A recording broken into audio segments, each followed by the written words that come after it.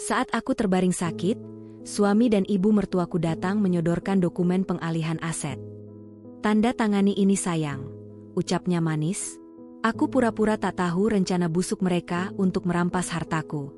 Tapi, 10 menit kemudian, wajah mereka pucat pasi. Yuk, absen dulu di kolom komentar. Sobat kisah berasal dari kota mana saja? Jangan lupa tekan like dan subscribe, ya. Dukungan kalian sangat berarti agar channel ini terus berkembang dan bisa menyajikan cerita yang lebih seru. Terima kasih. Lampu kristal yang menggantung di tengah ruang makan itu berpendar mewah, membiaskan cahaya keemasan ke atas meja kayu jati yang dipoles sempurna hingga mengilat. Namun, bagi Maya, cahaya itu terasa seperti lampu interogasi yang menyilaukan dan menghakimi. Di hadapannya, sepiring daging panggang dengan saus jamur yang mengepul harum sama sekali tidak menggugah selera. Suara denting garpu dan pisau milik Andra yang beradu dengan piring porselen terdengar, seperti detak jam kematian yang menghitung mundur sisa keberaniannya. Setiap dentingannya bergema di langit-langit tinggi rumah mereka, menciptakan simfoni sunyi yang menyesakkan dada. Andra tidak berbicara.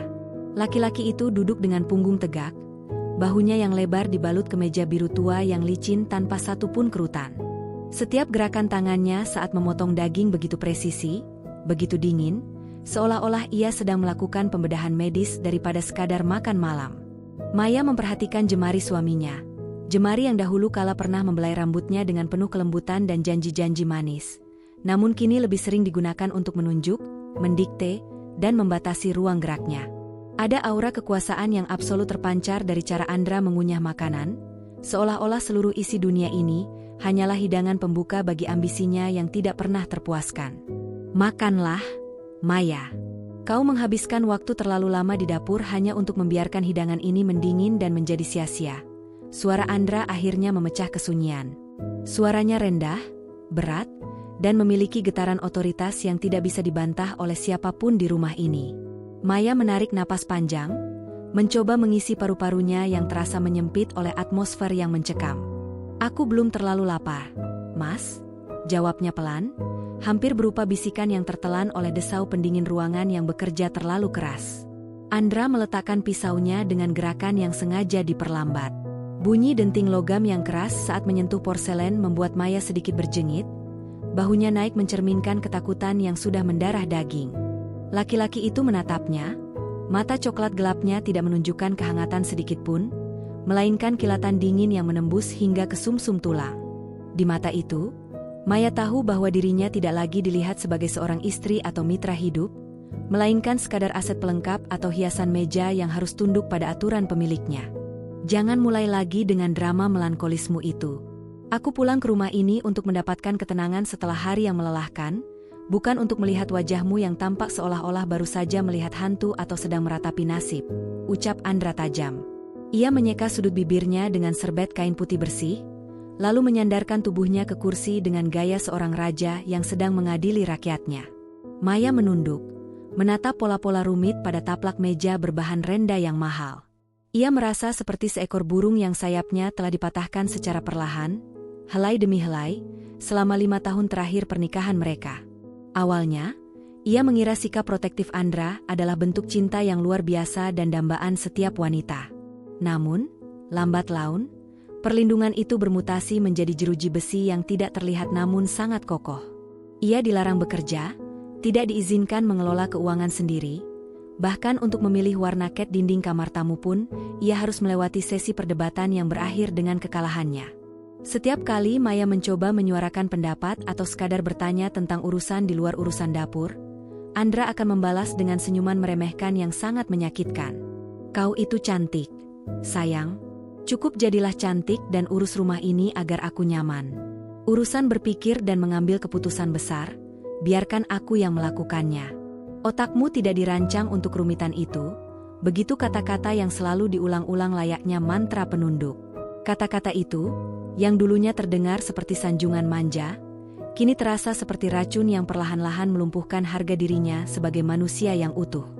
Malam ini, ketegangan di antara mereka terasa berbeda, jauh lebih pekat dan berbahaya. Ada sesuatu yang mengganjal di balik saku jas Andra yang tersampir di kursi sebelah. Maya bisa merasakannya, sebuah firasat buruk yang membuat tengkuknya merinding. Dan benar saja, setelah menyesap anggur merah dari gelas kristalnya dengan perlahan, Andra merogoh sesuatu dari dalam tas kerjanya yang diletakkan di lantai. Sebuah map kulit berwarna hitam pekat diletakkan di atas meja, tepat di sebelah piring Maya yang masih penuh dengan makanan yang mulai membeku. Kehadiran map itu seolah-olah menyedot seluruh udara di ruangan tersebut. Tanda tangani ini, perintah Andra singkat, tanpa basa-basi. Ia mengeluarkan sebuah pulpen berlapis emas dari saku kemejanya, dan menggesernya di atas meja ke arah Maya. Maya menatap benda hitam di hadapannya dengan jantung yang berdegup kencang, seirama dengan denyut di pelipisnya. Apa ini, Mas? Dokumen tentang apa? Andra mendengus. Sebuah suara yang menghina seolah-olah pertanyaan Maya adalah gangguan kecil yang sangat tidak penting. Hanya beberapa dokumen rutin mengenai pengalihan aset dan surat kuasa administratif. Ada beberapa urusan bisnis yang perlu aku rapikan atas namamu agar semuanya menjadi lebih efisien secara pajak. Kau tidak perlu membaca detailnya yang membosankan, itu hanya akan membuat kepalamu pusing. Cukup tanda tangan di bagian yang sudah aku tandai dengan silang kecil itu. Tangan Maya gemetar hebat saat ia menyentuh tepian map tersebut. Selama ini ia memang selalu menurut, menjadi bayangan yang patuh di balik punggung suaminya. Namun, instingnya berteriak dengan sangat kencang bahwa ada sesuatu yang sangat salah di balik lembaran-lembaran kertas ini. Tapi aku ingin tahu apa yang aku tanda tangani, Mas. Bukankah ini menyangkut namaku dan hak hukumku? Aku hanya ingin membacanya sebentar saja. Wajah Andra mendadak mengeras. Otot-otot di rahangnya mengatup rapat, menciptakan garis yang sangat tegas dan menyeramkan. Itu adalah tanda bahwa kesabaran pria itu sudah mencapai titik nadir. Maya, sudah berapa puluh kali kukatakan, kau tidak memiliki kapasitas atau kecerdasan yang cukup untuk mengerti istilah-istilah hukum dan finansial yang rumit seperti ini. Aku melakukan ini untuk kebaikan kita bersama. Untuk melindungimu dari kesulitan di masa depan. Kenapa kau mendadak menjadi begitu keras kepala dan merasa sok tahu malam ini? Apakah kau mulai meragukan suamimu sendiri? Hinaan itu masuk ke dalam hati Maya seperti sembilu yang menyayat daging. Sok tahu. Kata itu terngiang-ngiang di telinganya. Andra seolah lupa bahwa Maya adalah lulusan sarjana ekonomi dengan predikat terbaik di angkatannya sebelum pria itu memaksanya berhenti bekerja dengan alasan pengabdian pada keluarga. Ia memiliki otak. Ia memiliki logika yang tajam, dan ia memiliki kemampuan analisis yang mumpuni. Namun, di dalam rumah mewah ini, ia telah direduksi menjadi sekadar pajangan yang tidak boleh memiliki pikiran sendiri. Maya menatap pulpen emas yang berkilau di bawah cahaya lampu. Pulpen itu tampak seperti belati kecil yang siap merenggut sisa-sisa kebebasannya. Ia tahu, jika ia menandatangani dokumen ini tanpa membaca satu kata pun, ia mungkin akan kehilangan segalanya. Termasuk satu-satunya harga diri yang ia perjuangkan dengan susah payah. Namun, ia juga sangat menyadari bahwa jika ia terus menolak, ia akan menghadapi badai amarah Andra yang bisa menghancurkan apa saja. Aku hanya butuh waktu 10 menit saja untuk membacanya, Mas. Setelah itu aku akan menandatanganinya jika semuanya jelas. Pinta Maya dengan nada memohon, mencoba mencari sisa-sisa empati di wajah pria yang dahulu ia puja. Andra tertawa pendek. Sebuah tawa yang kering, hambar, dan sangat menghina. 10 menit? Kau bahkan tidak akan mengerti istilah di paragraf pertama meskipun aku memberimu waktu 10 jam. Jangan membuang-buang waktuku yang berharga, Maya. Tanda tangani sekarang juga atau kau akan sangat menyesal karena telah merusak suasana malam ini dengan kebodohanmu yang tidak pada tempatnya. Keheningan kembali menyergap, terasa lebih berat, lebih dingin, dan lebih menekan dari sebelumnya. Di dalam dadanya yang sesak, Maya merasakan sesuatu yang selama bertahun-tahun ini pada mulai memercik kembali. Sebuah kemarahan yang tenang namun mematikan, sebuah pemberontakan yang lahir dari rasa putus asa yang sudah mencapai batas puncaknya. Ia menatap dokumen itu, lalu beralih menatap wajah Andra yang angkuh, menyadari sepenuhnya bahwa pria di depannya ini bukanlah pelindung yang ia harapkan, melainkan seorang penguasa lalim yang ingin melenyapkan eksistensi dirinya secara perlahan namun pasti. Maya mengepalkan tangannya di bawah meja, mencoba mengumpulkan setiap serpihan keberanian yang tersisa untuk menghadapi apapun yang akan terjadi selanjutnya dalam permainan yang tidak adil ini. Ruang makan itu seketika berubah menjadi medan perang yang sunyi, di mana hanya detak jantung Maya yang terdengar berpacu melawan keheningan yang menyesakan. Andra masih bersandar di kursinya, jemarinya mengetuk-ngetuk pinggiran meja jati itu dengan irama yang konstan dan mengintimidasi. Setiap ketukan terasa seperti palu yang menghantam harga diri Maya, mengingatkannya pada posisi inferior yang telah ia tempati selama bertahun-tahun pernikahan mereka. Ia menatap map hitam itu, sebuah benda mati yang kini terasa memiliki nyawa dan taring, siap untuk mengoyak masa depannya jika ia salah melangkah sedikit saja. Kenapa tanganmu masih diam di sana, Maya? Apakah kau sedang mencoba menghitung jumlah debu di atas meja ini, atau sedang merancang sebuah pemberontakan konyol dalam kepalamu yang sempit itu? Suara Andra kembali menggelegar, meskipun volumenya tetap terjaga rendah. Ada nada ejekan yang sangat kental, seolah-olah keberanian Maya untuk sekadar ragu adalah sebuah lelucon paling lucu yang pernah ia dengar sepanjang tahun ini. Maya mencoba mengatur napasnya yang mulai tersengal. Ia teringat bagaimana 5 tahun yang lalu, ia adalah seorang wanita muda yang penuh ambisi, lulusan terbaik dengan predikat pujian yang memiliki masa depan cerah di sebuah firma konsultan keuangan ternama. Namun, perlahan-lahan, Andra mengikis semua itu dengan dalih kasih sayang yang protektif. Seorang istri tidak perlu memikul beban dunia, sayang. Kata-kata itu dulu terdengar seperti nyanyian surga, namun kini ia menyadari bahwa itu adalah mantra untuk menidurkan logikanya. Andra telah menjadikannya boneka porselen yang hanya boleh tersenyum dan mengangguk. Sementara pria itu memegang semua kendali, termasuk kendali atas napasnya sendiri. Aku hanya ingin tahu, Mas, apakah dokumen ini ada hubungannya dengan rumah peninggalan orang tuaku di pinggir kota? Tanya Maya dengan suara yang sedikit lebih stabil, mencoba menggali informasi dari balik topeng kaku suaminya. Andra memutar bola matanya, sebuah ekspresi kejengkelan yang sangat kentara. Rumah tua yang nyaris roboh itu? Untuk apa aku repot-repot mengurusnya? Ini jauh lebih besar dari sekadar properti usang itu, Maya. Ini tentang restrukturisasi perusahaan yang melibatkan namamu sebagai salah satu pemegang saham pasif. Aku sudah mengatakannya berulang kali, tapi sepertinya kapasitas otakmu memang sedang menurun drastis belakangan ini. Apakah terlalu banyak berurusan dengan resep masakan membuatmu kehilangan kemampuan untuk memahami kalimat sederhana? Hinaan itu terasa seperti tamparan fisik bagi Maya. Ia teringat bagaimana dulu ia sering membantu teman-temannya membedah laporan keuangan yang rumit, namun sekarang, di mata suaminya sendiri, ia dianggap tidak lebih pintar dari mesin cuci di ruang belakang. Kemarahan yang mulai memercik di dadanya kini mulai membara, memberikan rasa hangat yang aneh di tengah dinginnya ruangan itu. Ia merasakan jemarinya yang semula gemetar kini mulai mengeras, mengepal erat di bawah meja hingga kuku-kukunya memutih. Jika ini memang demi kebaikanku, kenapa kau tidak membiarkan pengacaraku yang melihatnya terlebih dahulu? Atau setidaknya biarkan aku membacanya di kamar malam ini, dan aku akan memberikan tanda tanganku besok pagi setelah sarapan. Maya mencoba bernegosiasi, sebuah langkah yang sangat jarang ia ambil selama ini. Biasanya, ia akan langsung menyerah begitu melihat kilatan amarah di mata Andra. Namun malam ini, ada sesuatu yang berbeda dalam dirinya. Ada sebuah batas yang telah terlampaui. Andra tertawa, kali ini lebih keras dan penuh dengan nada sarkasme yang menyakitkan. Pengacaramu? Sejak kapan kau punya pengacara, Maya? Jangan membuatku tertawa. Semua orang yang bekerja untukmu, termasuk asisten rumah tangga di rumah ini, dibayar dengan uangku. Tidak ada satupun orang di dunia ini yang akan memihakmu jika kau mencoba melawan arus yang sudah aku buat. Kau adalah bagian dari diriku, dan apa yang aku putuskan adalah yang terbaik untukmu. Jangan mencoba bersikap mandiri secara tiba-tiba, itu sama sekali tidak cocok dengan wajahmu yang lembut. Andra kemudian berdiri, tubuhnya yang tinggi menjulang menciptakan bayangan besar yang menelan sosok Maya. Ia berjalan perlahan mengitari meja, langkah kakinya yang berat di atas lantai marmer menciptakan gema yang mengerikan.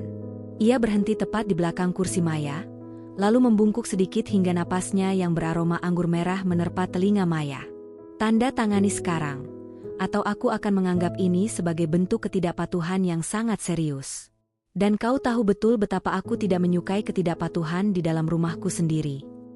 Maya merasa bulu kuduknya berdiri. Tekanan ini bukan lagi sekadar tekanan administratif, melainkan sebuah ancaman psikologis yang sangat nyata. Ia melihat pulpen emas itu berkilau di bawah cahaya lampu, seolah-olah sedang mengolok-olok ketidakberdayanya. Di depannya, piring berisi daging yang sudah dingin tampak menjijikan, persis seperti hubungannya dengan Andra yang sudah lama kehilangan kehangatan dan hanya menyisakan bentuk lahiriah yang kaku.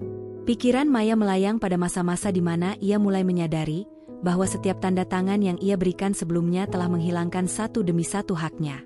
Dulu, ia menandatangani surat kuasa untuk rekening banknya, dan sejak saat itu ia tidak pernah lagi melihat angka-angka di dalamnya.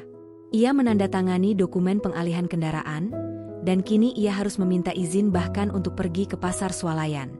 Dan sekarang, map hitam ini terasa seperti langkah terakhir Andra untuk benar-benar menghapus identitas hukum Maya dari muka bumi ini. "Mas, tolong jangan paksa aku dengan cara seperti ini," rintih Maya. Matanya mulai berkaca-kaca bukan karena lemah, melainkan karena frustrasi yang luar biasa. Ia merasa terjebak dalam sangkar emas yang pintunya sedang dikunci rapat-rapat oleh pria yang seharusnya menjadi tempatnya bersandar. Andra tidak bergeming. Tangannya yang besar kini mendarat di bahu Maya, meremasnya dengan kekuatan yang cukup untuk membuat Maya meringis kesakitan. "Aku tidak memaksamu, Maya. Aku sedang mendidikmu. Aku sedang mengajarimu bagaimana menjadi seorang istri yang tahu diri dan tahu posisi. Kebodohanmu adalah beban bagiku, dan aku sedang mencoba meringankan beban itu dengan mengambil alih tanggung jawab ini. Sekarang, ambil pulpen itu dan selesaikan ini sebelum aku benar-benar kehilangan kesabaran." Maya menatap dokumen di depannya melalui saringan air mata yang tertahan. Ia melihat deretan kalimat hukum yang sengaja disusun dengan rumit, namun beberapa kata kunci sempat tertangkap oleh matanya yang tajam. Pelepasan hak sepenuhnya, hibah mutlak, dan tanpa tuntutan di masa depan. Jantungnya mencelos. Ini bukan sekadar urusan pajak atau restrukturisasi perusahaan. Ini adalah sebuah perampokan legal yang dilakukan oleh suaminya sendiri di atas meja makan mereka. Di tengah kepungan intimidasi itu, Maya merasakan sebuah kekuatan baru yang muncul dari dasar jiwanya yang paling dalam. Sebuah kesadaran bahwa jika ia terus membiarkan dirinya dianggap bodoh, maka ia memang akan benar-benar menjadi bodoh dan kehilangan segalanya. Ia menatap gelas air putih di samping piringnya, yang masih penuh berisi air dingin dengan embun yang menetes di sisi luarnya. Sebuah ide gila mulai melintas di benaknya, sebuah rencana kecil yang mungkin akan memicu ledakan besar. Namun ia lebih baik menghadapi ledakan itu daripada harus tenggelam dalam kesunyian yang mematikan ini selamanya. "Baiklah, Mas. Jika itu memang maumu," ucap Maya dengan suara yang mendadak datar, hampir tanpa emosi. Ia meraih pulpen emas itu, merasakan beratnya logam di tangannya. Andra tersenyum penuh kemenangan di belakangnya, cengkeramannya di bahu Maya sedikit mengendur, merasa bahwa ia telah memenangkan pertempuran ini seperti biasanya. Namun, Andra tidak tahu bahwa di balik wajah tunduk itu, Maya sedang menghitung detik-detik menuju kekacauan yang akan ia ciptakan sendiri. Tangan Maya bergerak menuju map tersebut, namun matanya tetap tertuju pada gelas air yang berdiri goyah di dekat sikunya. Ia tahu, sekali ia bergerak, tidak akan ada jalan kembali. Dinamika hubungan mereka akan berubah selamanya, dan ia siap untuk menanggung risikonya asalkan ia tidak lagi dipandang sebagai pajangan yang tidak bernyawa. Tangan Maya masih memegang pulpen emas itu, merasakan dinginnya logam yang seolah menyerap panas dari pori-pori kulitnya. Di belakangnya, Andra mendengus puas, sebuah suara kemenangan yang teramat parau dan memuakan. Cengkeraman tangan pria itu di bahu Maya sedikit mengendur, beralih menjadi usapan pelan yang terasa seperti penghinaan ketimbang kasih sayang. Maya memejamkan mata sejenak, menghirup aroma parfum maskulin Andra yang tajam, yang biasanya membuatnya merasa aman namun kini justru terasa seperti bau anyir pengkhianatan yang menyesakkan dada. "Begitu lebih baik, Maya. Jadilah istri yang penurut, maka hidupmu akan tetap mewah dan terjamin. Kau tidak perlu mengotori tanganmu dengan tinta-tinta hukum ini jika kau cukup pintar untuk sekadar membubuhkan tanda tangan," bisik Andra tepat di telinganya. Suara itu begitu dekat, begitu intim, namun terasa seperti bisikan ular yang membujuk Hawa untuk memakan buah terlarang. Maya menatap barisan kata dalam dokumen itu. Matanya yang jeli, meski diselimuti selapis tipis air mata, menangkap frasa yang sangat spesifik. Pelepasan hak atas warisan tanah di Jalan Diponegoro. Jantungnya mencelos. Itu bukan sekadar aset biasa. Itu adalah tanah luas tempat rumah masa kecilnya berdiri, satu-satunya peninggalan ayahnya yang ia jaga dengan seluruh jiwanya. Andra ingin mengambilnya, ingin mengubah kenangan masa kecil Maya menjadi deretan angka di dalam rekening bank pribadinya. Kebohongan Andra tentang restrukturisasi perusahaan kini terungkap dengan sangat telanjang di depan matanya. Rasa sakit yang hebat menusuk ulu hatinya. Namun anehnya, rasa sakit itu membawa kejernihan yang luar biasa. Selama ini, ia membiarkan dirinya dianggap bodoh agar rumah tangga mereka tetap harmonis. Ia membiarkan harga dirinya diinjak agar tidak ada pertengkaran. Namun, ketika Andra mencoba merampas akar sejarahnya, sesuatu dalam diri Maya bangkit dengan kekuatan yang tidak pernah ia duga sebelumnya. Ia bukan lagi wanita lemah yang bisa ditakuti dengan gertakan. "Kenapa kau diam saja? Cepat lakukan," perintah Andra lagi, kali ini dengan nada yang lebih tidak sabar. Ia mulai merasa ada yang aneh dengan keheningan Maya yang terlalu lama. Maya menggerakkan tangannya, seolah hendak menekan ujung pulpen itu ke atas kertas. Namun, saat ujung emas itu hampir menyentuh permukaan dokumen, Maya sengaja menggerakkan sikut kirinya dengan gerakan yang sangat halus namun bertenaga. Sikutnya menghantam gelas kristal berisi air es yang berdiri di tepi piringnya. Gelas itu terguling. Waktu seolah berjalan melambat bagi Maya.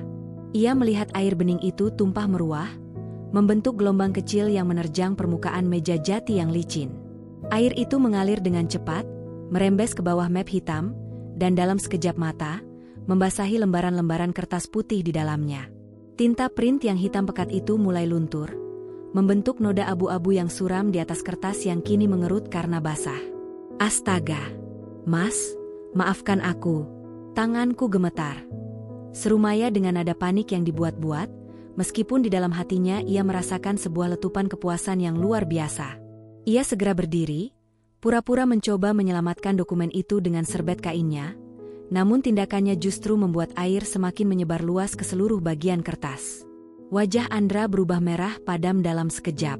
Matanya melotot menatap kekacauan di atas meja. "Apa yang kau lakukan, bodoh? Lihat apa yang sudah kau perbuat," teriaknya dengan suara yang menggelegar hingga memenuhi seluruh sudut ruang makan. Ia menyambar map itu dengan kasar, namun sudah terlambat. Kertas-kertas itu sudah menjadi bubur yang lembek dan tidak berguna. Tulisan-tulisan penting di dalamnya kini hanya berupa coretan tinta yang tidak terbaca lagi. Andra membanting map basah itu kembali ke meja. Suara hantamannya begitu keras, hingga piring-piring di atas meja bergetar. "Kau benar-benar tidak berguna. Hanya untuk memegang pulpen dan duduk diam saja kau tidak becus. Apakah otakmu sudah benar-benar tumpul karena terlalu banyak berdiam diri di rumah?" Maki Andra tanpa mempedulikan perasaan Maya sedikitpun. Amarahnya meluap-luap, urat-urat di lehernya menonjol, menunjukkan kemarahan yang sudah mencapai puncak. Maya menundukkan kepalanya, menyembunyikan senyum tipis yang nyaris terbentuk di sudut bibirnya. Ia membiarkan bahunya bergetar, berpura-pura menangis tersedu-sedu. "Maafkan aku, Mas. Aku tidak sengaja. Aku hanya sangat gugup karena kau terus menekanku." Tanganku tiba-tiba menjadi lemas, ucapnya dengan suara yang bergetar hebat, memainkan peran istri yang terintimidasi dengan sangat sempurna. "Gugup? Kau menghancurkan dokumen penting karena gugup. Kau tahu berapa lama pengacaraku menyiapkan ini? Kau tahu betapa mendesaknya urusan ini?" Andra mondar-mandir di ruang makan seperti singa yang terluka. Ia tampak begitu frustrasi, begitu kehilangan kendali atas situasi yang biasanya selalu ia kuasai. Maya memperhatikan suaminya dari balik saringan air matanya. Melihat Andra yang begitu panik dan marah, hanya karena beberapa lembar kertas basah memberinya sebuah kesadaran baru, Andra tidaklah sekuat yang ia bayangkan. Kekuasaan pria itu hanya sebatas kertas-kertas formalitas dan dominasi mental. Ketika keadaan menjadi kacau di luar rencananya, Andra hanyalah seorang pria yang emosional dan tidak mampu mengendalikan dirinya sendiri. "Aku akan mencetaknya lagi besok pagi. Dan kau tidak akan pergi kemanapun sampai kau menandatanganinya dengan benar," ancam Andra sambil menudingkan jarinya tepat ke wajah Maya. Napasnya masih memburu, namun ada sedikit keraguan di matanya yang ditangkap oleh Maya. Maya menyeka air matanya dengan gerakan perlahan. "Tentu, Mas. Besok aku akan melakukannya. Tapi sekarang, biarkan aku membersihkan ini semua. Aku tidak ingin meja ini rusak karena air, jawab Maya dengan suara yang mendadak tenang, sebuah ketenangan yang sebenarnya seharusnya membuat Andra waspada. Maya mulai memunguti serpihan kekacauan itu. Saat ia menyentuh kertas yang basah kuyup itu, ia merasa seolah-olah beban berat di pundaknya ikut luruh bersama air yang menetes. Ini hanyalah awal. Kekacauan kecil ini adalah deklarasi perang pertamanya yang tidak terlihat. Ia telah berhasil menggagalkan rencana Andra malam ini, dan ia menyadari bahwa ia memiliki senjata yang jauh lebih kuat dari sekadar tanda tangan. Ia memiliki kemampuan untuk menciptakan kekacauan di tengah keteraturan yang dibangun Andra. Andra mendengus kasar, lalu meninggalkan ruang makan dengan langkah kaki yang dihentak-hentakan, menuju ruang kerjanya dan membanting pintu dengan sangat keras hingga terdengar ke seluruh penjuru rumah. Maya berdiri sendirian di ruang makan yang kini kembali sunyi. Ia menatap sisa air yang menggenang di atas meja. Di sana, di atas permukaan meja yang basah, ia melihat pantulan wajahnya sendiri. Wajah itu tidak lagi tampak ketakutan. Ada kilatan cahaya di matanya yang menunjukkan bahwa boneka porselen itu telah retak. Dan di baliknya, seorang wanita yang penuh perhitungan mulai mengambil alih kendali. "Kau salah, Andra," bisik Maya pada kesunyian ruangan. "Aku tidak sebodoh yang kau kira. Dan mulai malam ini, kau yang akan meratapi kebodohanmu karena telah meremehkanku." Maya meraih gelas kosongnya, memegangnya erat-erat, dan merasakan sebuah keberanian baru yang mengalir dalam darahnya. Besok akan ada dokumen baru, tapi besok juga akan ada Maya yang baru. Permainan ini baru saja dimulai, dan kali ini, ia tidak akan membiarkan Andra memenangkan satu langkah pun tanpa perlawanan yang berarti. Malam yang panjang itu tidak lantas berakhir setelah pintu ruang kerja Andra berdentum keras. Di ruang makan yang kini terasa lebih luas dan hampa, Maya berdiri mematung menatap genangan air yang mulai merembes ke celah-celah serat kayu jati meja makan mereka. Ia tidak segera memanggil pelayan untuk membersihkannya. Ada semacam ritual dalam kekacauan ini, sebuah kepuasan primitif yang belum pernah ia rasakan selama bertahun-tahun hidup dalam aturan yang kaku.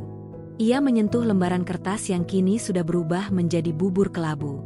Tinta yang luntur itu membentuk pola-pola abstrak, menghapus kata-kata hukum yang sebelumnya begitu mengintimidasi. Maya menarik kursi, duduk kembali di tempat yang sama, namun dengan perasaan yang sama sekali berbeda. Ia memperhatikan pulpen emas milik Andra yang masih tergeletak di sana, mengilat tertimpa cahaya lampu kristal. Pulpen itu adalah simbol otoritas suaminya, alat yang digunakan untuk memindahkan hak, mengubah hidup orang lain, dan menghapus kedaulatan seorang istri. Maya mengambil pulpen itu, menimbangnya di telapak tangan, lalu dengan gerakan perlahan ia memasukkannya ke dalam saku daster sutranya yang mahal. Itu adalah jarahan perang pertamanya. Pikirannya mulai berkelana ke tahun-tahun yang telah ia lalui sebagai bayang-bayang. Ia mengingat bagaimana ia menyerahkan kunci kantornya, bagaimana ia membiarkan Andra menghapus kontak rekan-rekan bisnisnya dengan alasan agar ia bisa fokus pada promosi jabatan suaminya. Ia telah menjadi pendukung yang sempurna, namun imbalannya adalah penghapusan identitas secara sistematis. Andra telah membangun sebuah narasi bahwa tanpa dirinya, Maya hanyalah wanita cantik yang tersesat di dunia yang kejam. Dan celakanya, untuk waktu yang sangat lama, Maya mempercayai narasi itu. "Bodoh," bisik Maya pada dirinya sendiri. Kata itu kini tidak lagi terasa seperti hinaan dari Andra, melainkan sebuah pengakuan atas kenaifannya di masa lalu. Namun, kebodohan itu berakhir malam ini. Air yang tumpah itu seolah membasuh lapisan debu yang menutupi ketajaman otaknya. Ia mulai menghitung kemungkinan-kemungkinan yang akan terjadi besok pagi. Andra adalah pria yang metodis. Dia pasti memiliki salinan dokumen itu di komputernya. Dia akan mencetaknya kembali, mungkin dengan amarah yang lebih terkendali namun dengan tekanan yang lebih besar. Maya tahu ia tidak bisa menggunakan trik yang sama dua kali. Jika besok ia menumpahkan air lagi, atau menjatuhkan makanan, Andra akan segera menyadari bahwa ini bukan kecelakaan, melainkan sabotase. Ia harus bermain lebih halus. Ia harus menjadi istri yang lebih penurut, lebih manis, dan lebih meyakinkan. Sementara di balik layar ia mulai memutus tali-tali yang mengikatnya. Ia bangkit dan mulai membersihkan meja dengan gerakan yang sangat rapi. Ia mengumpulkan sisa-sisa dokumen yang hancur itu, memasukkannya ke dalam kantong plastik kecil, dan menyembunyikannya di balik tempat sampah dapur yang paling dalam. Ia tidak ingin pelayan menemukan sisa-sisa itu dan melaporkannya pada Andra. Di rumah ini, bahkan tembok pun seolah memiliki telinga yang berpihak pada sang tuan besar. Langkah kaki Maya terdengar ringan saat ia menaiki tangga menuju kamar utama. Ia melewati pintu ruang kerja Andra dan mendengar suara gemeretak papan ketik yang ditekan dengan emosi. Andra pasti sedang menyusun ulang strategi atau mungkin memaki-maki pengacaranya lewat pesan singkat. Maya tersenyum tipis. Biarlah pria itu merasa berkuasa di balik meja kerjanya. Di lantai atas, di dalam kegelapan kamar mereka yang luas, Maya mulai menyusun rencananya sendiri. Ia masuk ke kamar, tidak menyalakan lampu utama, hanya lampu tidur kecil di sudut ruangan yang memancarkan cahaya remang-remang. Ia duduk di depan meja riasnya, menatap bayangan dirinya di cermin besar berlapis perak. Wajah di cermin itu tampak pucat, namun matanya bersinar dengan intensitas yang belum pernah ada sebelumnya. Ia mulai menghapus riasan tipis di wajahnya dengan gerakan melingkar yang ritmis. Setiap usapan kapas seolah membuang satu lapisan kepatuhan yang selama ini ia kenakan. Maya teringat pada sebuah brankas kecil di dalam lemari pakaian yang kuncinya hanya dipegang oleh Andra. Di sana tersimpan paspornya, buku tabungan atas namanya yang sudah lama tidak ia sentuh, dan beberapa perhiasan warisan dari ibunya. Andra mengatakan itu demi keamanan, namun Maya tahu itu adalah Sandra. Jika ia ingin pergi, ia harus memiliki akses ke sana. Namun, lebih dari sekadar materi, ia butuh bukti tentang apa yang sebenarnya sedang direncanakan Andra dengan tanah warisan ayahnya. Suara langkah kaki berat terdengar di lorong. Maya segera berbaring di tempat tidur, menarik selimut hingga ke dada, dan memejamkan mata, mengatur napasnya agar terdengar seperti orang yang sudah terlelap dalam kesedihan. Pintu kamar terbuka perlahan. Ia bisa merasakan kehadiran Andra di ambang pintu, merasakan tatapan tajam pria itu yang mencoba menembus kegelapan untuk memastikan bahwa istrinya masih berada dalam kendalinya. Andra tidak mendekat. Ia tetap berdiri di sana selama beberapa saat. Mungkin merasa menang karena mengira Maya sedang menangis di balik selimut. Setelah beberapa menit yang terasa seperti selamanya, pintu tertutup kembali dengan bunyi klik yang pelan. Maya membuka matanya. Kegelapan di kamar itu kini terasa seperti kawan, bukan lagi ancaman. Di dalam kepalanya, Maya mulai membedah kembali ingatan-ingatannya tentang istilah hukum yang tadi sempat ia baca sekilas. Pelepasan hak, hibah mutlak.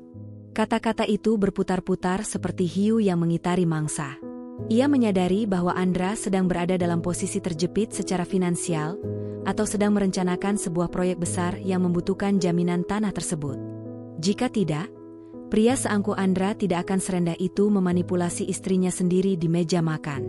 Kau sedang butuh uang, kan, Mas? Gumam Maya sangat pelan hingga nyaris tak terdengar oleh telinganya sendiri. Penemuan ini memberinya posisi tawar yang baru. Selama ini ia mengira Andra adalah raksasa yang tak tergoyahkan. Namun ternyata raksasa itu memiliki kaki yang terbuat dari tanah liat yang mulai retak.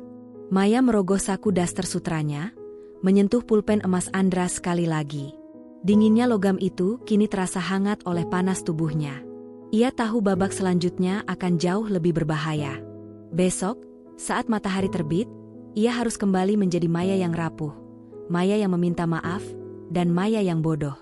Namun di bawah permukaan yang tenang itu, ia akan mulai merajut jaring-jaring yang akan menjerat Andra dalam permainannya sendiri. Ia tidak akan membiarkan tanah ayahnya jatuh ke tangan orang yang menganggapnya tidak lebih dari sekadar perabot rumah tangga. Malam ini, di tengah keheningan rumah mewah yang terasa seperti penjara, Maya bersumpah bahwa air yang tumpah di meja makan tadi adalah air mata terakhir yang ia teteskan karena rasa takut. Mulai sekarang, setiap tetes air mata yang keluar dari matanya adalah bagian dari pertunjukan untuk menjatuhkan sang tiran dari tahtanya. Dengan pikiran yang tenang dan rencana yang mulai matang, Maya akhirnya membiarkan dirinya tertidur, siap menghadapi fajar yang akan membawa tantangan baru dalam perjuangan merebut kembali hidupnya yang telah lama dicuri. Cahaya matahari pagi menyusup melalui celah-celah gorden beledu yang berat, menciptakan garis-garis emas yang tajam di atas lantai marmer kamar utama. Maya terbangun lebih awal dari biasanya. Ia tidak menunggu alarm berbunyi atau sentuhan kasar Andra yang biasanya membangunkannya hanya untuk meminta disiapkan kopi. Pagi ini, Maya berdiri di depan cermin dengan ketenangan yang asing. Ia memilih gaun rumah berwarna pastel yang lembut, memulas wajahnya dengan riasan yang sangat tipis agar matanya yang sembab, yang sengaja ia buat dengan sedikit bantuan kompres air hangat, terlihat jelas. Ia harus terlihat seperti wanita yang habis menangis semalaman, hancur oleh rasa bersalah, dan siap untuk menebus kesalahannya. Di dapur, aroma kopi Arabica kesukaan Andra sudah memenuhi udara. Maya bergerak dengan cekatan, menyiapkan sarapan favorit suaminya. Roti panggang dengan telur mata sapi yang bagian kuningnya masih setengah matang, persis seperti yang disukai pria itu. Tidak ada suara selain denting spatula yang beradu dengan wajan, namun di dalam kepala Maya, mesin strategi sedang berputar dengan kecepatan penuh. Ia tahu bahwa dalam hitungan menit, Andra akan turun dengan keangkuhan yang diperbaharui, membawa salinan dokumen yang baru, dan Maya harus siap memainkan peran sebagai istri yang patah semangat. Langkah kaki Andra yang berat terdengar menuruni tangga. Maya mengatur napasnya, merundukkan bahunya sedikit, dan memasang ekspresi wajah yang kuyu. Ketika pria itu muncul di ambang pintu ruang makan, Maya tidak langsung menoleh. Ia membiarkan keheningan menggantung sesaat sebelum akhirnya bersuara dengan nada yang sangat rendah dan bergetar. "Kopimu sudah siap, Mas. Sarapan juga sudah di meja," ucap Maya tanpa menatap mata suaminya. Andra menarik kursi dengan kasar, sebuah tindakan yang disengaja untuk menunjukkan bahwa kemarahannya semalam belum sepenuhnya padam.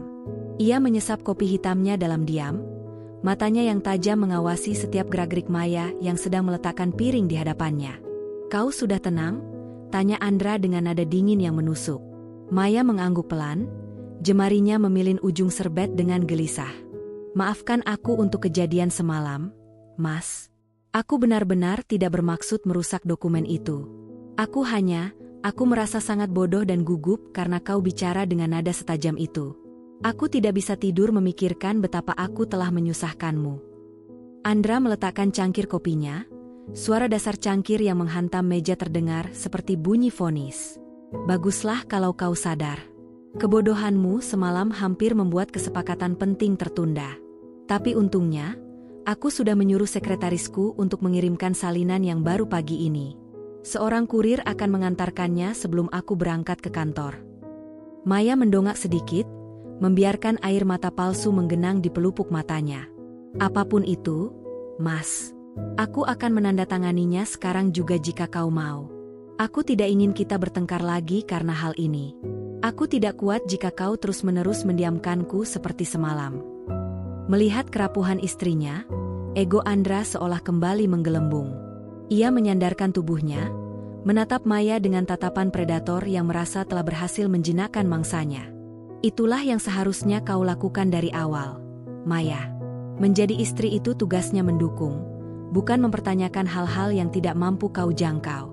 Kau harus paham bahwa setiap keputusanku adalah demi kenyamanan hidupmu di rumah mewah ini. Tanpa kecerdasanku mengelola aset, kau tidak akan bisa duduk di sini mengenakan sutra mahal." Setiap kata yang keluar dari mulut Andra terasa seperti belati yang mengiris harga diri Maya, namun ia justru mengangguk setuju. "Iya, Mas. Aku tahu. Aku hanya wanita rumahan, mana mungkin aku mengerti urusan bisnis besar seperti itu. Aku hanya ingin menjadi istri yang baik bagimu." Di balik kalimat pasrah itu, Maya sedang menelan rasa mual yang luar biasa. Ia mengingat betapa ia dulu memimpin rapat-rapat penting dengan para investor, memberikan analisis pasar yang bahkan membuat para pria di ruangan itu bungkam karena kagum. Dan sekarang, ia harus bersandiwara menjadi wanita tanpa otak demi sebuah tujuan yang lebih besar. Bel rumah berbunyi. Seorang pelayan masuk membawakan sebuah amplop besar berwarna coklat yang masih bersegel. Andra menyambarnya dengan cepat, merobek segelnya tanpa rasa sabar, dan mengeluarkan lembaran-lembaran kertas yang masih terasa hangat dari mesin pencetak. Ia membanting dokumen itu di atas meja makan, tepat di sebelah piring sarapannya yang baru setengah habis. "Selesaikan sekarang. Sebelum aku berangkat," perintah Andra, suaranya kembali ke mode otoriter yang mutlak. Maya meraih dokumen itu. Matanya dengan cepat memindai baris-baris kalimat, memastikan bahwa isinya sama dengan dokumen semalam. Ya, ini adalah surat pelepasan hak atas tanah warisan ayahnya. Namun, kali ini ada satu detail kecil yang ia lewatkan semalam karena pencahayaan yang redup. Di sana tertera nama sebuah perusahaan cangkang sebagai penerima hibah, bukan atas nama pribadi Andra. Jantung Maya berdegup kencang. Ia mengenali pola ini. Andra sedang mencoba mengalihkan aset agar tidak terdeteksi dalam laporan kekayaan pribadinya, atau mungkin Ia sedang mempersiapkan jalan untuk melarikan diri dari jeratan hukum yang mulai mengincarnya. Maya mengambil pulpen dari tangan Andra.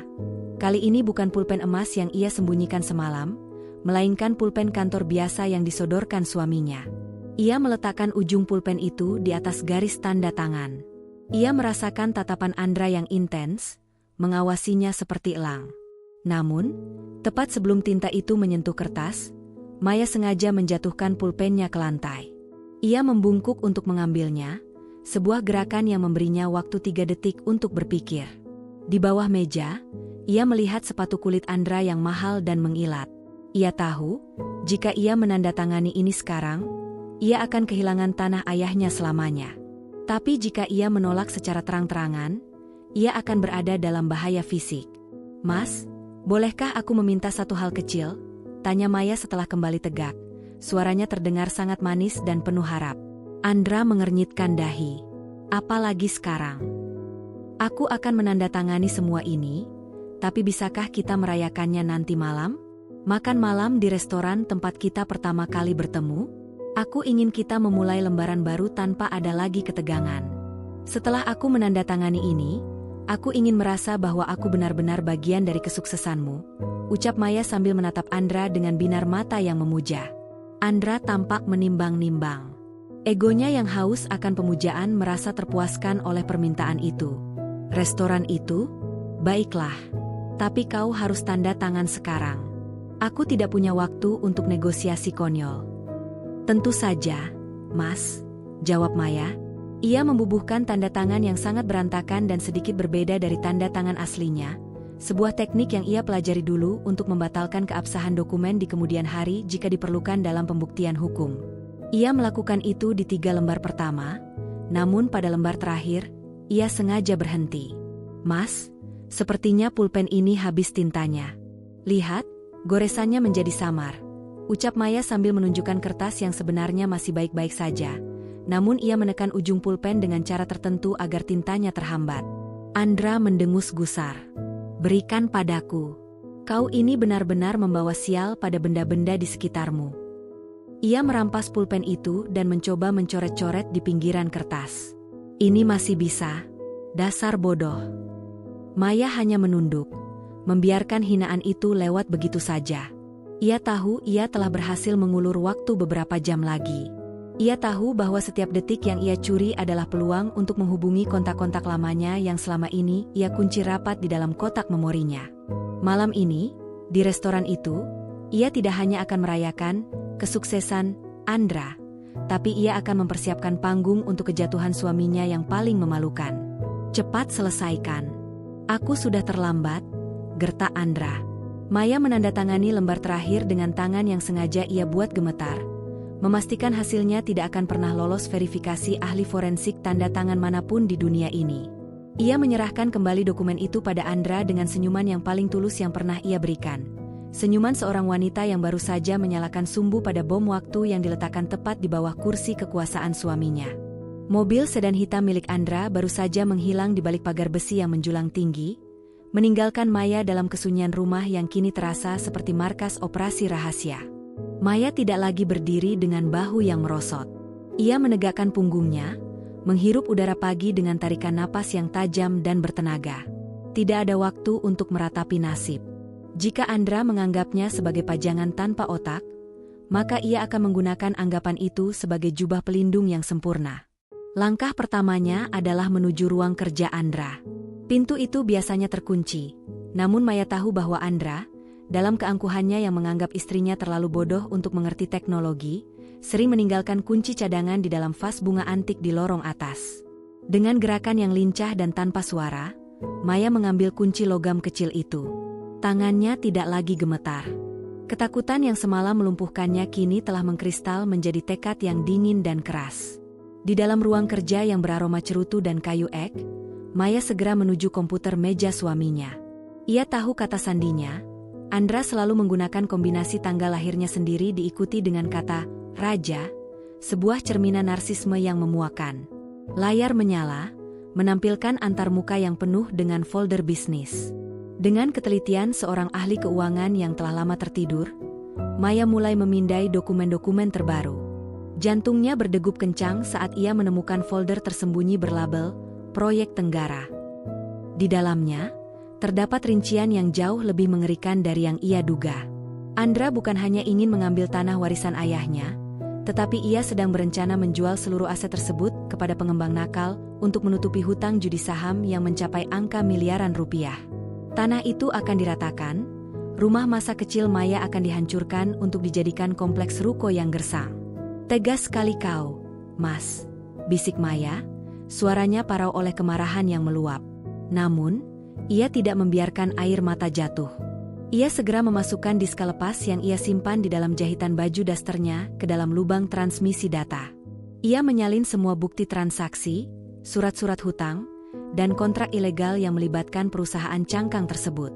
Tiba-tiba, suara langkah kaki terdengar di lorong. Maya terkesiap. Pelayan atau mungkin Andra kembali karena ada yang tertinggal? Ia dengan cepat mencabut disk lepas itu, mematikan layar monitor, dan bersembunyi di balik tirai jendela yang berat. Pintu terbuka sedikit. Itu adalah asisten rumah tangga mereka yang ingin membersihkan debu. Maya menahan napas, tubuhnya merapat ke dinding hingga ia bisa merasakan dinginnya semen.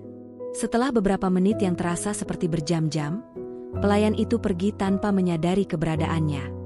Maya keluar dari ruang kerja dengan perasaan waspada yang semakin tinggi. Ia kembali ke kamarnya, segera mengganti pakaian dengan setelan formal yang ia sembunyikan di bagian paling belakang lemari. Ia harus keluar rumah. Ia perlu menemui seseorang dari masa lalunya, seorang rekan lama yang kini menjadi pengacara spesialis aset. Namun, ia tidak bisa keluar menggunakan mobil rumah yang dilengkapi alat pelacak oleh Andra. Ia memesan taksi daring dari ponsel cadangan yang ia beli secara sembunyi-sembunyi sebulan yang lalu, sebuah tindakan antisipasi yang ternyata kini menjadi penyelamatnya. Ia keluar melalui pintu belakang, melewati taman yang jarang dipantau oleh kamera pengawas. Di sebuah kedai kopi terpencil di pinggiran kota, ia bertemu dengan sosok pria berkacamata yang tampak terkejut melihat kehadirannya. "Maya, ini benar-benar kau? Kau tampak seperti seseorang yang baru saja melarikan diri dari penjara," ucap pria itu, Satria, sahabatnya sejak masa kuliah. "Aku memang sedang di penjara, Sat. Tapi aku akan segera meruntuhkan dindingnya," jawab Maya lugas. Ia menyodorkan disk lepas itu ke atas meja. "Aku butuh kau memeriksa ini. Tanda tanganku di dokumen terbaru sengaja aku buat cacat secara hukum, tapi aku butuh lebih dari sekadar pembatalan. Aku ingin dia kehilangan segalanya sebelum dia sempat menyentuh satu jengkal pun tanah ayahku." Satria menatap Maya dengan tatapan kagum sekaligus ngeri. "Andra tidak akan tinggal diam jika dia tahu kau melakukan ini, Maya. Dia pria yang berbahaya saat merasa terpojok." "Aku tahu. Itulah sebabnya puncak permainannya akan terjadi malam ini, di restoran tempat kami biasa merayakan hari jadi. Dia pikir dia akan merayakan kemenangannya, padahal aku sedang menyiapkan panggung untuk kejatuhannya," sahut Maya dengan suara yang tenang namun mematikan. Setelah berkoordinasi dengan Satria, Maya kembali ke rumah sebelum jam makan siang. Ia harus kembali ke perannya. Sore harinya, suasana rumah semakin tegang. Andra pulang lebih awal dengan raut wajah yang tampak gelisah namun berusaha ditutup-tutupi.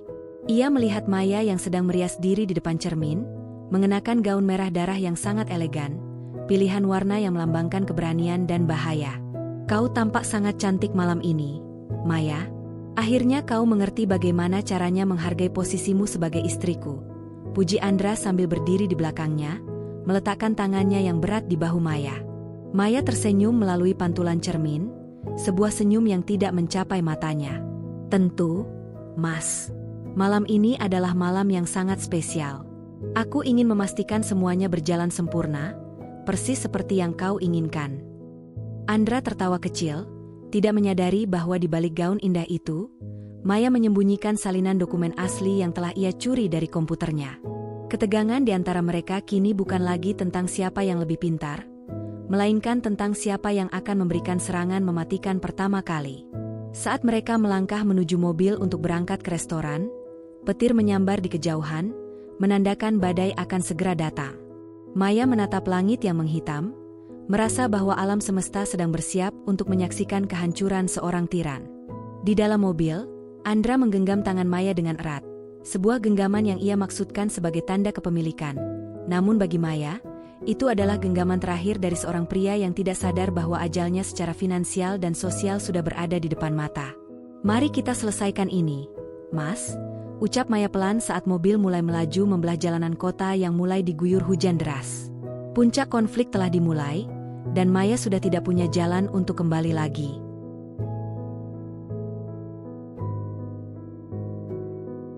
Restoran itu terletak di lantai paling atas sebuah gedung pencakar langit, menawarkan pemandangan gemerlap lampu kota yang malam ini tampak buram oleh tirai hujan deras.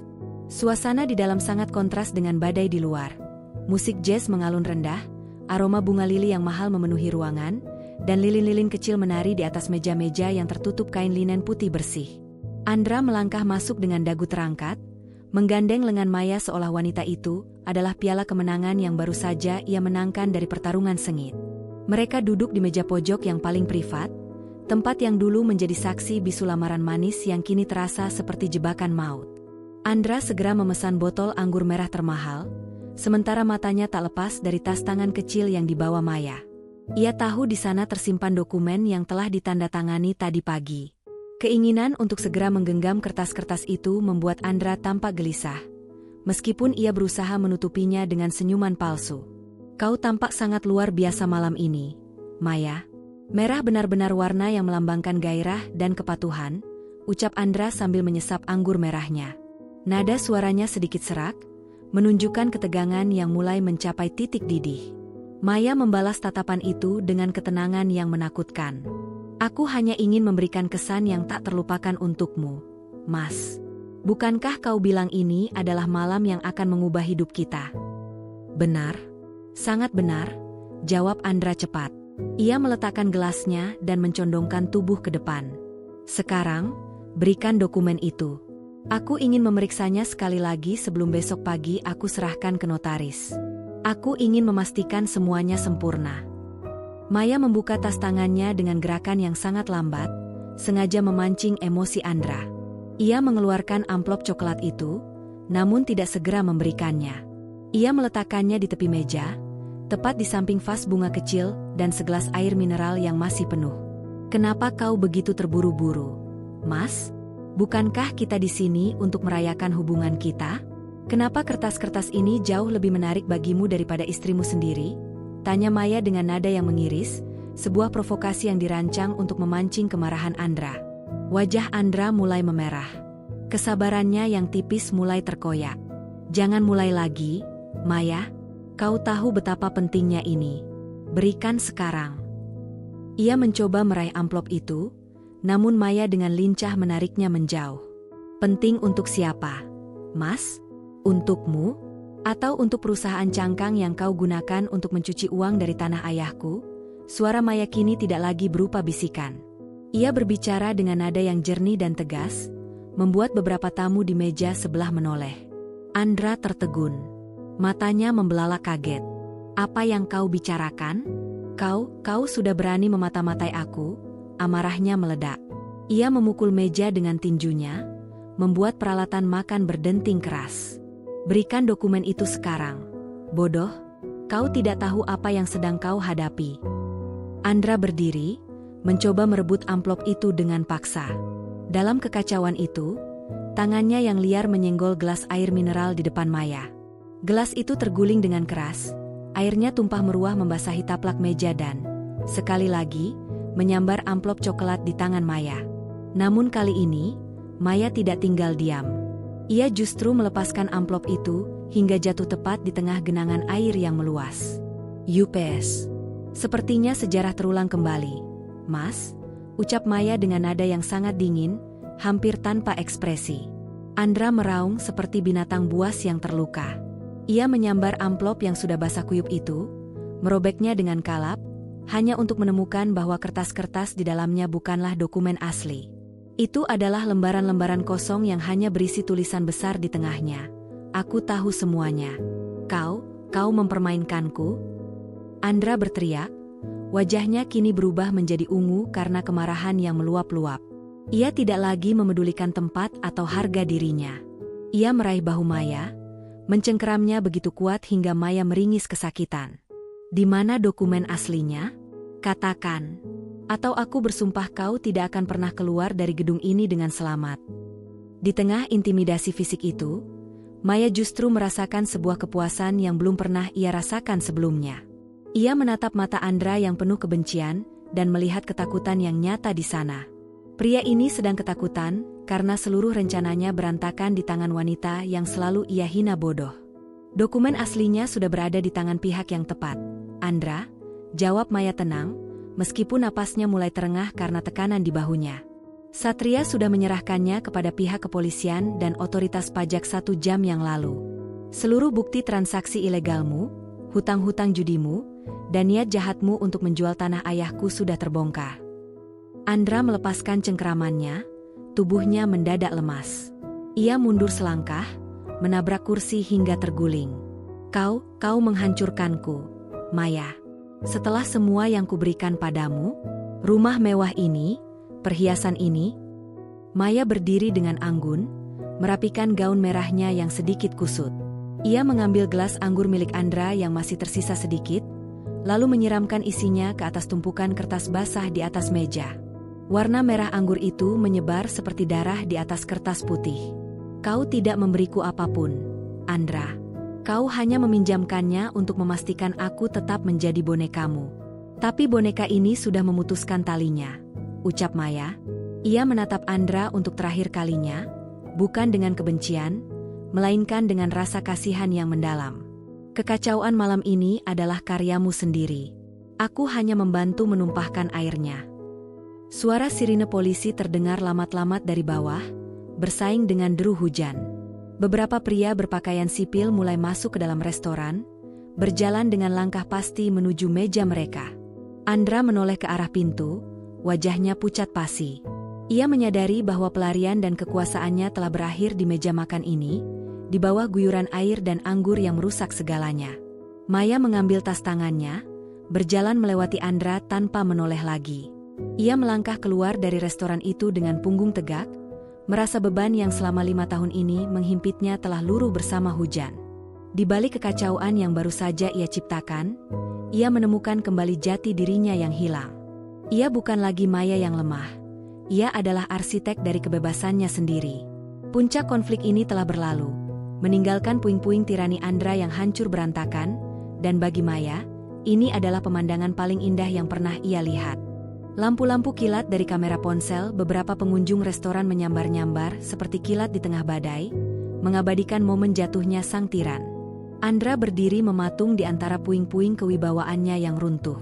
2 orang petugas berpakaian sipil kini telah berada di sisi kanan dan kirinya, menunjukkan lencana logam yang berkilat dingin di bawah temaram lampu restoran. Maya berdiri hanya beberapa jengkal dari sana, menyaksikan pemandangan itu dengan detak jantung yang kini mulai melambat, berubah menjadi irama yang tenang dan pasti. Saudara Andra, Anda kami amankan atas dugaan penipuan, pencucian uang, dan pemalsuan dokumen otentik. Suara salah satu petugas itu terdengar datar namun berwibawa, memotong musik jazz yang tiba-tiba berhenti, meninggalkan keheningan yang canggung di seluruh ruangan. Andra mencoba membuka mulutnya, mungkin untuk menggertak atau menggunakan koneksi yang selama ini ia banggakan, namun tidak ada kata yang keluar. Ia hanya mampu menatap Maya dengan tatapan yang sulit diartikan, perpaduan antara kemarahan yang membara dan ketidakpercayaan yang mendalam. Ia masih tidak bisa menerima kenyataan bahwa wanita yang ia sebut bodoh, wanita yang ia anggap tidak memiliki kapasitas logika, adalah orang yang telah memasang jerat di lehernya dengan begitu rapi. Maya, kau tidak tahu apa yang kau lakukan. Kau akan hancur bersamaku, desis Andra saat tangan petugas mulai meraih lengannya. Suaranya gemetar, bukan lagi karena wibawa, melainkan karena kepanikan yang mulai merayap naik ke tenggorokannya. Maya hanya tersenyum tipis, sebuah senyuman yang mengandung rasa pahit sekaligus lega. Ia mendekat selangkah, menatap tepat ke dalam manik mata suaminya yang kini tampak redup. Aku sudah hancur sejak lama karena dirimu, Mas. Malam ini hanyalah proses pembangunan kembali dari puing-puing itu. Dan berbeda denganmu, aku tidak memiliki hutang pada siapapun, terutama hutang moral. Saat Andra digiring keluar melewati lorong restoran yang mewah, Maya tetap berdiri di sana. Ia melihat punggung suaminya menjauh, Sosok yang selama 5 tahun ini menjadi sumber ketakutannya kini tampak begitu kecil dan rapuh. Ia menoleh kembali ke arah meja makan mereka.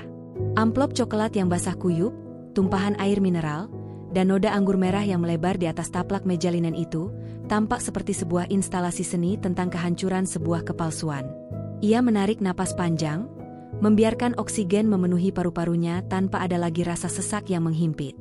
Kepuasan yang ia rasakan saat ini jauh lebih murni dari sekadar dendam. Ini adalah kepuasan atas kemampuannya untuk bertahan, untuk berpikir, dan untuk bertindak tepat pada waktunya. Ia telah membuktikan pada dirinya sendiri bahwa pendidikan dan kecerdasan yang selama ini ditekan oleh Andra tidak pernah benar-benar hilang. Mereka hanya sedang menunggu saat yang tepat untuk meledak. Seorang pelayan mendekat dengan ragu-ragu, wajahnya tampak pucat melihat kekacauan di meja tersebut. "Nyonya, apakah ada yang bisa kami bantu?" Maya menatap pelayan itu, lalu merogoh tas tangannya. Ia mengeluarkan beberapa lembar uang tunai dan meletakkannya di atas meja sebagai tip untuk kekacauan yang terjadi. "Tolong bersihkan ini semua, terutama kertas-kertas itu. Mereka sudah tidak memiliki arti apapun sekarang." Ia melangkah keluar dari restoran menuju lobi lift. Di sana, Satria sudah menunggunya dengan ekspresi cemas yang perlahan berubah menjadi senyuman bangga. Satria menyodorkan mantel tebal untuk menutupi bahu Maya yang mulai terasa dingin oleh suhu pendingin ruangan. "Semuanya berjalan sesuai rencana, Maya. Dokumen yang asli sudah aman di kejaksaan. Pengacara perusahaan cangkang itu juga sudah mulai buka suara karena mereka tidak ingin ikut tenggelam bersama Andra," lapor Satria sambil menekan tombol lift turun. "Terima kasih, Sat. Tanpa bantuanmu untuk membedah aliran dana itu secara diam-diam, aku mungkin masih akan terjebak dalam teka-teki yang dibuatnya," jawab Maya tulus. Saat pintu lift terbuka di lantai dasar, aroma hujan yang basah langsung menyergap indera penciumannya. Maya melangkah keluar menuju pelataran gedung. Di sana, beberapa mobil polisi masih terparkir dengan lampu biru yang berputar-putar, membelah kegelapan malam. Ia melihat Andra dimasukkan ke dalam mobil, kepalanya ditekan rendah oleh petugas. Sebuah pemandangan yang sangat ironis bagi pria yang selalu mendongakkan dagu dengan angkuh. Hujan masih turun, namun tidak sederas tadi. Maya menolak saat Satria hendak memayunginya. Ia ingin merasakan tetesan air itu menyentuh kulitnya. Setiap tetes air hujan seolah membasuh sisa-sisa aroma parfum Andra yang masih menempel di gaunnya. Ia merasa bersih. Ia merasa merdeka. Di dalam mobil yang dikemudikan Satria, Maya menyandarkan kepalanya ke jendela yang berembun. Ia melihat gedung-gedung tinggi kota Jakarta yang berlari menjauh. Puncak konflik telah ia lalui, namun ia sadar bahwa perjalanan sesungguhnya baru saja dimulai. Besok, ia harus menghadapi serangkaian prosedur hukum, pertanyaan dari keluarga besar, dan tatapan menghakimi dari lingkungan sosial yang mungkin akan menyalahkannya karena menjatuhkan suami sendiri. Namun, Maya tidak takut. Ia merogoh saku mantelnya dan menemukan pulpen emas milik Andra yang ia ambil semalam. Ia menatap benda itu sejenak, lalu membukanya. Tinta emas itu berkilau tertimpa lampu jalan. Dengan gerakan yang pasti, ia membuang pulpen itu ke dalam tempat sampah kecil di dalam mobil. Simbol kekuasaan itu kini sudah tidak berguna lagi.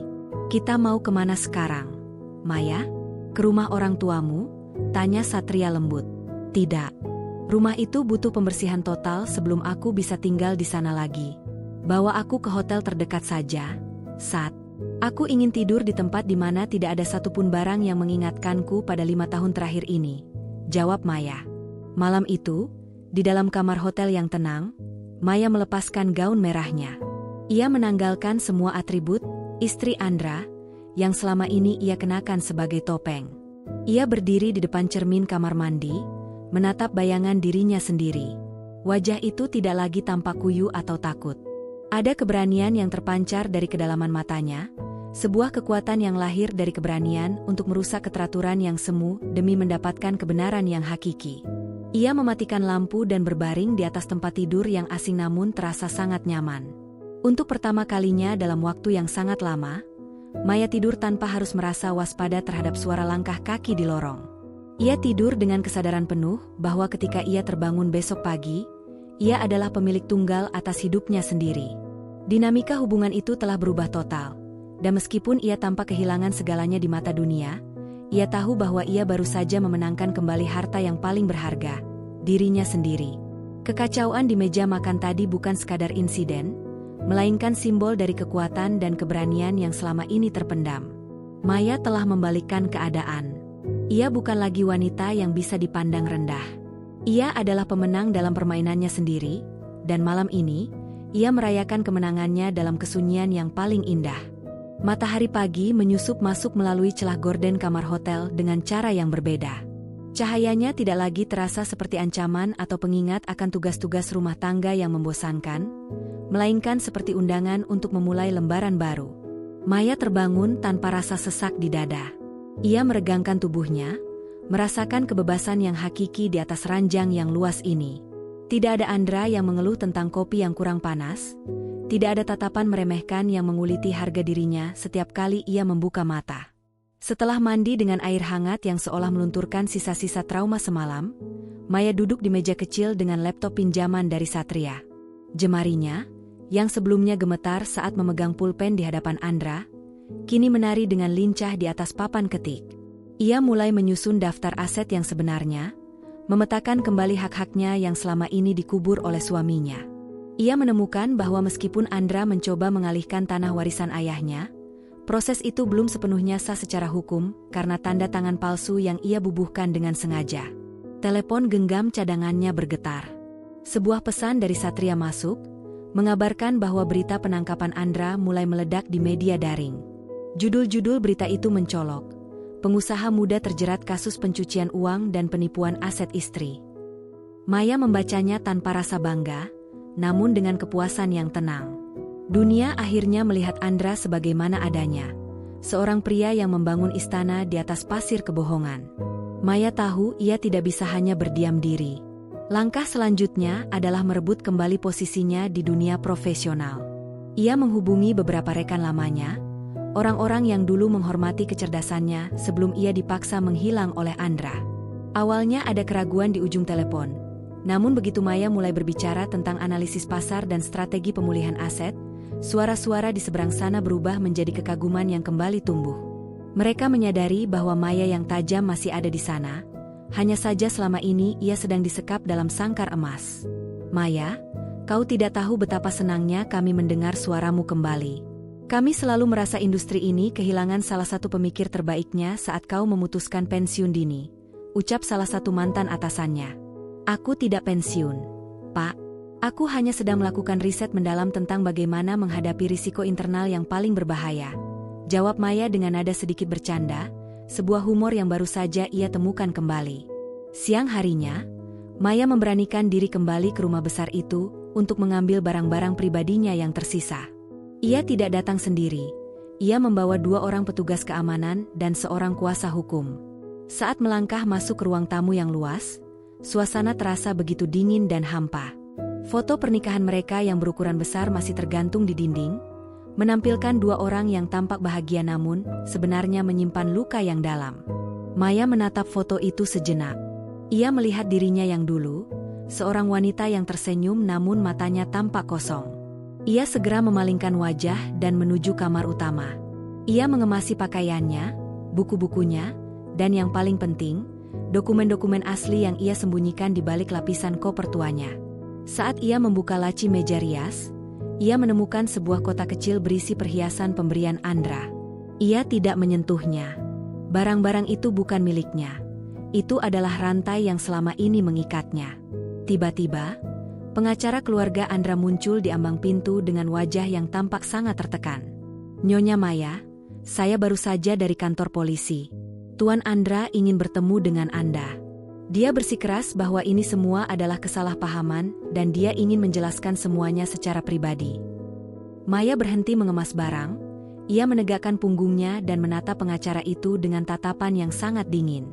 Katakan pada Tuan Andra, waktu untuk penjelasan sudah habis sejak dia menyodorkan dokumen palsu itu di meja makan. Sekarang adalah waktu untuk pembuktian di pengadilan. Jika dia ingin bicara, biarkan dia bicara pada jaksa penuntut umum. Tapi Nyonya, dia sangat terpukul. Dia merasa dikhianati oleh istrinya sendiri. Pengacara itu mencoba membujuk, sebuah upaya terakhir untuk menyelamatkan kliennya. Dikhianati? Maya tertawa kecil, sebuah tawa yang terdengar sangat jernih di ruangan yang sunyi itu. Dia tidak dikhianati. Dia hanya sedang menghadapi cermin dari perbuatannya sendiri. Dia yang mengajari aku bahwa dalam hubungan ini hanya ada satu pemenang, dan aku hanya sedang mengikuti aturannya. Bedanya, aku bermain dengan jujur, sedangkan dia bermain dengan api. Maya menutup kopernya dengan bunyi klik yang mantap. Ia keluar dari rumah itu tanpa menoleh lagi. Saat ia melewati ruang makan, ia melihat meja kayu jati itu sudah bersih. Tidak ada lagi sisa air, tidak ada lagi noda anggur. Namun, di dalam ingatan Maya, tempat itu akan selalu menjadi medan perang di mana ia pertama kali memenangkan harga dirinya kembali. Di dalam mobil dalam perjalanan kembali ke hotel, Maya membuka sebuah map baru. Di dalamnya terdapat rencana bisnis untuk sebuah firma konsultan keuangan mandiri yang ingin ia dirikan. Ia menamai firma itu, Luruh, sebagai pengingat akan malam di mana tinta dan kebohongannya luruh bersama air. Ia tahu jalan di depannya akan sangat berat. Ia harus menghadapi proses perceraian yang panjang, persidangan pidana Andra yang akan menguras energi, dan mungkin stigma dari masyarakat. Namun, saat ia menatap jalanan kota yang padat, Maya merasa sangat kuat. Ia bukan lagi sekadar pajangan. Ia adalah seorang wanita yang memiliki visi, misi, dan kedaulatan penuh atas setiap napas yang ia hirup.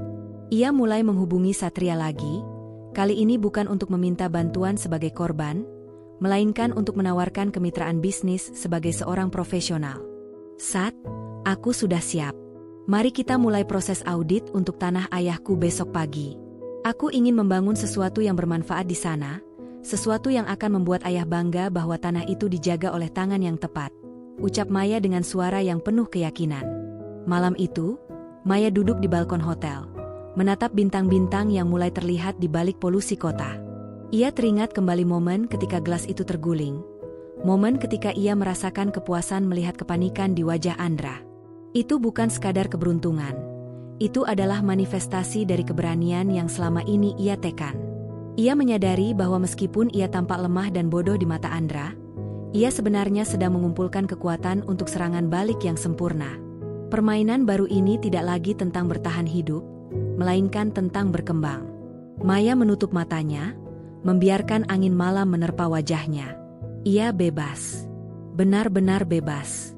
Dan bagi seorang wanita yang pernah kehilangan suaranya, kebebasan ini adalah melodi yang paling indah yang pernah ia dengar. Tidak akan ada lagi yang bisa meremehkannya, karena ia telah membuktikan bahwa tinta yang luntur bisa menjadi awal dari sebuah kisah yang jauh lebih kuat dan abadi. Gedung pengadilan itu berdiri angkuh dengan pilar-pilar beton yang dingin, seolah-olah sengaja dirancang untuk menciutkan nyali siapapun yang masuk ke dalamnya. Namun, bagi Maya, tempat ini tidak lagi terasa mengintimidasi.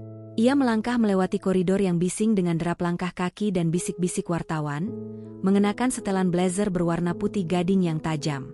Putih adalah simbol kesucian bagi sebagian orang. Namun bagi Maya, ini adalah warna lembaran baru yang siap ia tulis dengan tinta kebenaran, bukan lagi tinta palsu yang disodorkan Andra. Di dalam ruang sidang, aroma kayu tua dan kertas lembab menyambutnya. Maya duduk di barisan depan, tepat di sisi Satria yang memberikan anggukan penguatan. Tak lama kemudian, pintu samping terbuka. Andra digiring masuk dengan tangan terborgol. Pemandangan itu sempat membuat dada Maya berdenyut perih. Bukan karena cinta yang tersisa, melainkan karena ia melihat betapa rendahnya manusia bisa jatuh akibat keserakahan. Andra tampak jauh lebih kurus. Rambutnya yang biasanya tertata rapi kini berantakan, dan sorot matanya yang dulu tajam menghunus kini tampak liar dan penuh kebencian. Saat mata mereka bertemu, Andra tidak membuang muka. Ia menatap Maya dengan rahang yang mengeras, seolah-olah ingin menghancurkan wanita itu hanya dengan pandangannya. Namun, Maya tidak memalingkan wajah. Ia membalas tatapan itu dengan ketenangan seorang pengamat yang sedang melihat sebuah runtuhan yang memang sudah seharusnya runtuh. Sidang dimulai dengan pembacaan dakwaan yang panjang dan melelahkan. Jaksa penuntut umum memaparkan satu demi satu dosa finansial Andra. Bagaimana ia memanipulasi laporan keuangan perusahaan, menggunakan nama istrinya untuk meminjam uang di bank bawah tanah, hingga rencana kotornya untuk menjual tanah warisan yang secara hukum bukan miliknya. Setiap kata yang dibacakan adalah paku yang tertancap pada peti mati karir Andra. "Saya ingin menghadirkan saksi kunci, Nyonya Maya," suara jaksa menggema di ruangan itu. Maya berdiri, berjalan menuju kursi saksi dengan langkah yang stabil. Setelah mengucapkan sumpah, ia mulai berbicara. Suaranya tidak gemetar sedikit pun. Ia menceritakan setiap detail tekanan batin yang ia alami, bagaimana Andra selalu merendahkan kapasitas intelektualnya untuk menutupi kejahatannya sendiri. Ia juga menceritakan momen di meja makan itu, momen ketika ia sengaja menumpahkan air untuk menyelamatkan haknya. "Apakah Anda sadar saat itu bahwa tindakan Anda akan berujung pada penangkapan suami Anda?" tanya pengacara pembela Andra dengan nada yang mencoba menyudutkan. Maya menatap pria itu, lalu menoleh ke arah hakim. "Saya menyadari bahwa jika saya tidak bertindak, bukan hanya aset saya yang hilang, tapi martabat saya sebagai manusia akan terkubur selamanya. Kekacauan malam itu bukanlah kecelakaan, melainkan pilihan sadar untuk mengakhiri sebuah kebohongan besar." Andra tiba-tiba berdiri dari kursinya, wajahnya memerah padam. "Dia berbohong. Wanita ini hanya ingin menguasai hartaku. Dia tidak sepintar yang kalian kira, dia hanya seorang oportunis yang memanfaatkan celah," teriaknya sebelum petugas keamanan memaksanya duduk kembali. Maya hanya tersenyum tipis mendengar teriakan itu. Kebohongan Andra kini terdengar seperti igauan orang yang sedang tenggelam. Bukti-bukti yang diserahkan Satria, termasuk data dari diska lepas yang dicuri Maya, mulai diputar di layar lebar ruang sidang. Rekaman transaksi, rekaman suara Andra yang meremehkan Maya, hingga kontrak ilegal dengan perusahaan cangkang itu terbuka lebar. Di tengah persidangan, terungkap sebuah fakta yang lebih gelap. Andra ternyata tidak hanya berencana menjual tanah tersebut, tetapi ia juga telah mengasuransikan nyawa Maya dengan nilai yang fantastis. Seolah-olah ia sudah memprediksi bahwa istrinya akan menjadi beban di masa depan. Ruang sidang seketika gaduh dengan gumaman ngeri. Maya merasakan hawa dingin merambat di punggungnya. Ia baru menyadari bahwa ancaman yang ia hadapi selama ini jauh lebih mematikan dari sekadar kehilangan harta. "Kau keterlaluan, Mas," bisik Maya dalam hati, menatap Andra yang kini tertunduk lesu saat bukti asuransi itu dibacakan. Pilar-pilar kekuasaan Andra kini sudah benar-benar runtuh. Ia bukan lagi sang raja di rumah mewah, melainkan seorang terdakwa yang terpojok oleh kecerdasan wanita yang ia remehkan. Maya merasakan beban berat yang selama ini ia pikul akhirnya benar-benar terangkat. Persidangan ini bukan hanya tentang menghukum Andra, tapi tentang memulihkan identitas Maya yang selama 5 tahun ini dianggap mati. Saat hakim mengetuk palu untuk menunda sidang ke tahap berikutnya, Maya bangkit dari kursi saksi. Ia tidak lagi menoleh ke arah Andra yang sedang mencoba memanggil namanya dengan suara parau yang penuh keputusasaan. Maya berjalan keluar menuju lobi, disambut oleh cahaya matahari sore yang hangat.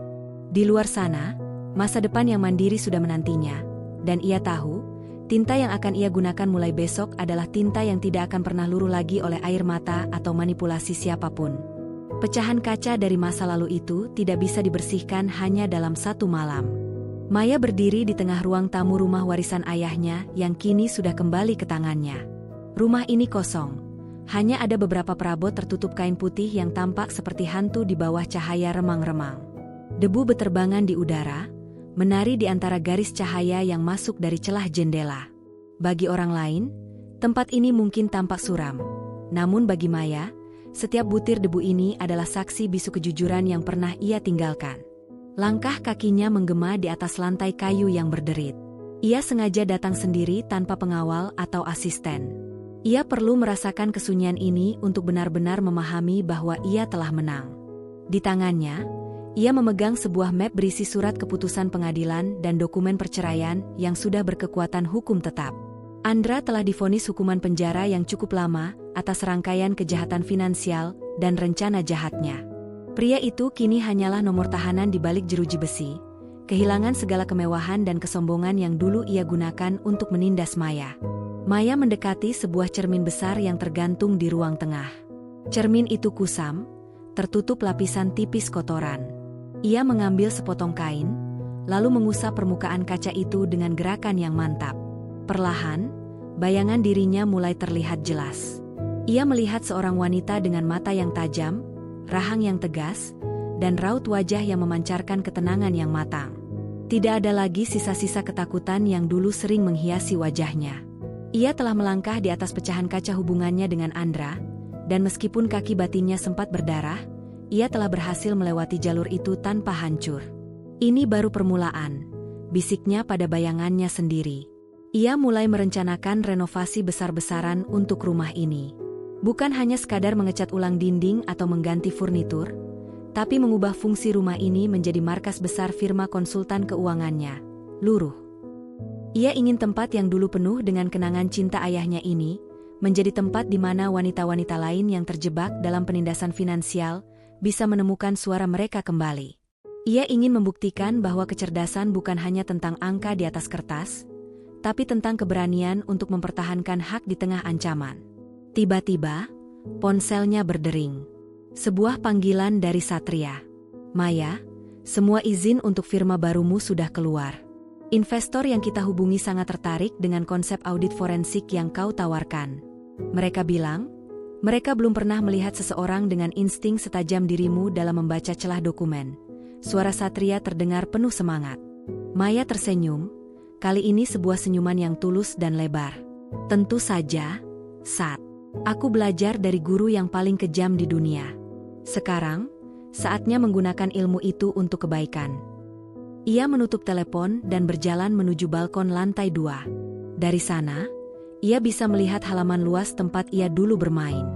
Pohon mangga tua yang ditanam ayahnya masih berdiri kokoh, berbuah lebat meskipun tidak terawat. Maya menyadari bahwa seperti pohon itu, ia juga memiliki akar yang kuat. Andra mungkin telah mencoba memangkas ranting-rantingnya dan menutupi cahaya mataharinya, tapi ia tidak pernah bisa mencabut akarnya. Malam mulai turun, menyelimuti kota dengan selimut kegelapan yang dihiasi lampu-lampu jalan. Maya tidak merasa kesepian. Ia merasa penuh. Ia merasa utuh. Pecahan kaca yang dulu menyakitinya kini telah ia kumpulkan, dan ia asah menjadi permata pengalaman yang berharga. Ia telah berhenti menjadi korban dan memilih menjadi pahlawan bagi dirinya sendiri. Dengan langkah yang pasti, ia menuruni tangga rumah tua itu, siap untuk menutup pintu masa lalunya dan membuka gerbang menuju masa depan yang cerah dan bebas. Pagi itu, langit di atas Jakarta tampak sebiru porselen tanpa sekat awan sedikitpun. Sinar matahari jatuh dengan lembut di atas papan nama kuningan yang terpasang anggun di depan rumah tua yang telah bersalin rupa. "Luruh, konsultan strategis audit forensik," tertulis di sana dengan font yang tegas namun tetap memiliki sentuhan estetika. Tidak ada lagi suasana mencekam atau aroma kesedihan yang dulu menghantui setiap sudut bangunan ini. Kini, udara di dalamnya penuh dengan semangat profesionalisme dan denting gelas kopi yang menandai awal produktivitas. Maya berdiri di balik meja kerjanya yang luas, menatap sebuah dokumen yang berbeda dari apa yang pernah ia hadapi 2 tahun lalu. Ini bukan surat penipuan, melainkan kontrak kemitraan untuk membantu sebuah yayasan pemberdayaan perempuan. Ia mengenakan setelan jas berwarna biru laut yang elegan, mencerminkan ketenangan samudera yang menyimpan kekuatan besar di kedalamannya. Rambutnya dipotong pendek, memberikan kesan praktis dan modern, jauh dari citra boneka porselen yang dulu diinginkan Andra. Pintu kantornya diketuk perlahan. Satria masuk dengan membawa laporan tahunan yang menunjukkan pertumbuhan luar biasa bagi firma mereka. "Kita berhasil, Maya. Klien-klien kita merasa sangat terbantu dengan ketelitianmu. Bahkan beberapa firma hukum besar mulai merujuk kasus-kasus rumit mereka ke sini," ujar Satria dengan nada bangga. Maya menerima laporan itu dan memberikan senyuman yang kini menjadi ciri khasnya. Senyuman seorang wanita yang tahu persis nilai dirinya. "Ini bukan hanya tentang bisnis, Sat. Ini tentang memastikan bahwa tidak ada lagi orang yang bisa menggunakan dokumen sebagai senjata untuk membungkam kebenaran." Setelah Satria keluar, Maya berjalan menuju jendela besar yang menghadap ke taman. Di sana, pohon mangga warisan ayahnya tumbuh semakin rimbun. Ia teringat kembali pada malam di meja makan itu, pada sensasi air yang tumpah dan kepuasan yang ia rasakan saat melihat tinta kebohongan itu luruh. Kejadian itu bukan lagi luka, melainkan lencana keberanian. Andra kini hanyalah sebuah nama dalam catatan hukum masa lalu, sementara Maya adalah arsitek masa depannya sendiri. Ia mengambil sebuah pulpen dari meja. Pulpen biasa, bukan emas, namun ia gunakan untuk menuliskan takdirnya sendiri dengan penuh kedaulatan. Maya menyadari bahwa kekuatan sejati tidak terletak pada dominasi atas orang lain, melainkan pada kemampuan untuk bangkit saat dunia berusaha merendahkan kita. Ia tidak lagi dianggap bodoh. Ia adalah bukti nyata bahwa kecerdasan yang dibalut dengan keberanian adalah kekuatan yang tak tertandingi. Di bawah langit yang cerah ini, Maya akhirnya benar-benar bebas, melangkah maju tanpa pernah menoleh lagi ke belakang. Hidupnya telah bermekaran, tumbuh dari sisa-sisa kehancuran yang ia ubah menjadi kemenangan abadi.